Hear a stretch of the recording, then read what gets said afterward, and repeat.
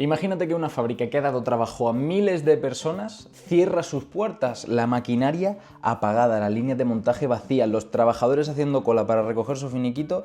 Y no es el guión de una película de terror. Es una realidad que acecha a varias regiones de España y en los últimos años numerosas empresas han trasladado todas sus plantas, todas sus fábricas a otros países en los cuales la mano de obra es infinitamente más barata. Y todo esto buscando reducir costes y también escapar de algunas regulaciones. El destino de moda de toda esta fuga industrial es Marruecos, China o incluso Turquía. Lugares donde se ofrece la mano de obra más barata, ventajas fiscales o un entorno regulatorio un poco más favorable. Te voy a explicar qué está pasando con toda la producción que teníamos en España y por qué se está deslocalizando estos países. ¿Qué impacto tiene esto en España y sobre todo también en Europa? Porque esto no es exclusivo de España. España ha sido históricamente un país industrial muy potente en sectores como por ejemplo la automoción o el textil. Sin embargo, la tendencia a deslocalizar la producción se ha acelerado. Más de 360 empresas españolas se han ido de España para producir en otros países, marcas tan conocidas como por ejemplo Inditex. En muchos casos lo hacen para huir de algunas regulaciones de la Unión Europea o aprovechar menores costes de producción por producir en el exterior. Sin ir más lejos, en el sector agroalimentario, los acuerdos preferenciales de la Unión Europea y Marruecos han eliminado los aranceles del 70% de los productos agrícolas, así que abarata enormemente el coste de producir en Marruecos y traértelo a Europa. Y no solo las empresas españolas están haciendo esto, un montón de empresas europeas también están huyendo de Europa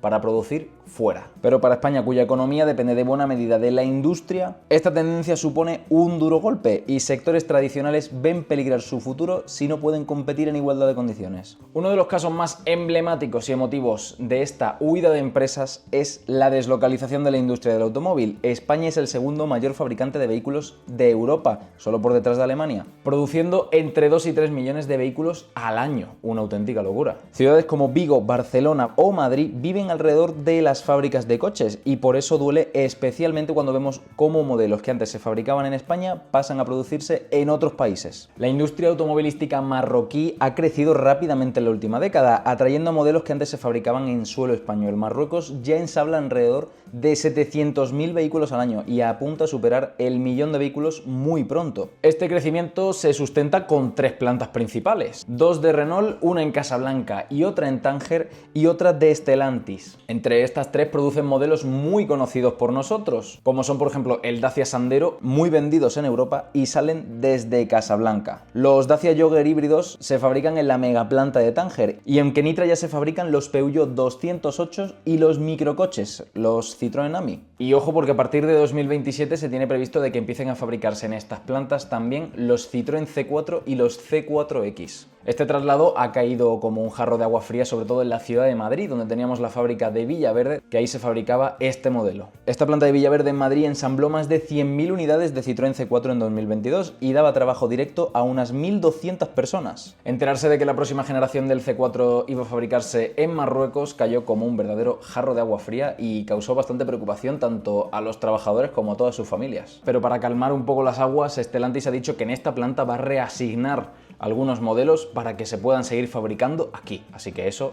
parece que está bien. Y no es un caso aislado, la competencia de Marruecos y Turquía se siente en todo el sector. El propio Carlos Tavares, el ex CEO de Stellantis, lanzó un aviso muy claro. Aunque las plantas españolas son eficientes y de alta calidad, el peligro competitivo viene del sur. Países como Marruecos o Turquía se han convertido en los rivales a batir más que otras naciones europeas. Turquía, por ejemplo, tiene un hub automovilístico enorme y algunas marcas como Toyota, por ejemplo, fabrican allí todos sus modelos para repartírnoslo en Europa. Pero no son los únicos, marcas también como por ejemplo Ford o Renault también fabrican en suelo turco desde hace más de 10 años. Pero esta amenaza no es solo para los coches tradicionales de gasolina o diésel o incluso algunas furgonetas, sino que también vienen fuerte con los coches eléctricos, la movilidad del futuro. Marruecos, por ejemplo, ya está trayendo inversiones en gigafábricas de baterías eléctricas y cientos de componentes queriendo quedarse con una parte del gran pastel de la movilidad sostenible. Llegados a este punto, cabe preguntarse por qué algunas marcas eligen estos países y no otros. ¿Qué nos ofrecen? El coste laboral es una de las grandes balizas para fabricar fuera de España. Es muy grande la brecha que tenemos en cuanto al coste en España O en Turquía, por ejemplo. El coste laboral por fabricar un coche en Marruecos es de unos 90 euros, mientras que en España ronda los 820 euros y en Italia incluso puede llegar a los 1.770. 90 euros versus 820. La brecha es bastante grande, sobre todo cuando se trata de fabricar en masa. Las regulaciones también son más flexibles y tienen menos cargas fiscales. En la Unión Europea tenemos estándares laborales, medioambientales y de calidad demasiado elevados, que son positivos para los trabajadores y para el planeta, pero que encarecen obviamente la producción. Estos países, al tener medidas más laxas, permiten abaratar también los costes y con ello que al final los coches tengan un precio de producción más barato. Otra razón para fabricar en estos países es la energía. Tienen un coste energético más barato, la electricidad es más barata y al final esto también abarata mucho el coste. Y no podemos olvidarnos de China, mencionada desde el inicio de este vídeo. Si bien China no es tanto un destino barato, sigue siendo un polo de atracción por su escala masiva y sus capacidades tecnológicas. Muchas empresas españolas y europeas mantienen plantas allí o proveedores en China porque allí está la cadena de suministros completa. Además que China ha pasado de ser el sitio donde íbamos a buscar cosas baratas a ser un competidor muy directo en todas las industrias. De hecho, los coches europeos premium de gama media alta siguen costando un 15% más los europeos que los chinos. Así que la competencia, aunque tengamos estos aranceles que le han puesto, sigue siendo bastante alta. Y en cuanto a los despidos y los empleos que se han perdido, es bastante complicado poner cifras exactas o aproximadas incluso ante esta catástrofe, vamos a denominarlo así. Pero vamos a intentarlo. Cuando una fábrica cierra o se traslada, no solo se pierden X puestos de trabajo, también sufre la economía local, los proveedores, los comercios del barrio, etc.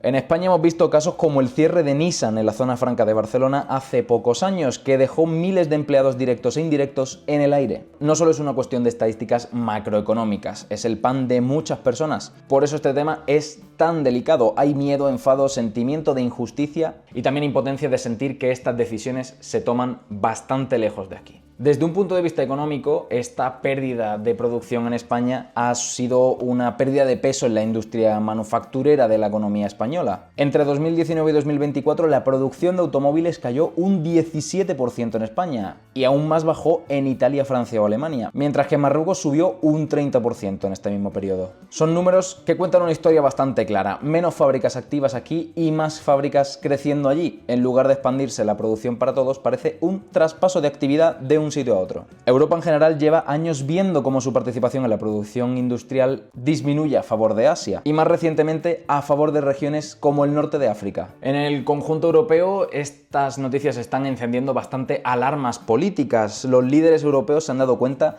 de que han perdido capacidad industrial, que se fue a China y que ahora también a otras regiones. Países como Francia han anunciado planes para repatriar la producción. El propio presidente francés ha pedido producir más coches made in France nuevamente y la Unión Europea habla de una autonomía estratégica, no depender tanto de terceros países en sectores tan críticos. La industria del automóvil está en un punto de inflexión, no paramos de ver cómo se van estas fábricas para poder producir estos coches en otros países en los que sale bastante más a cuenta y esto genera ansiedad, tristeza, pero también nos obliga a reflexionar y actuar. No se trata de demonizar a estos países, que ellos legítimamente quieren desarrollarse igual que nosotros lo hicimos en su día, sino de entender cómo encajamos en un mundo cada vez más competitivo e interconectado. Quizá habría que preguntarse qué tipo de industria queremos tener en España dentro de 10 o 20 años. Te animo a que me lo dejes por aquí por los comentarios, que me dejes un like y que te suscribas aquí al canal, que es muy importante, que tenemos que llegar a los 20.000 seguidores, que estamos muy cerquita.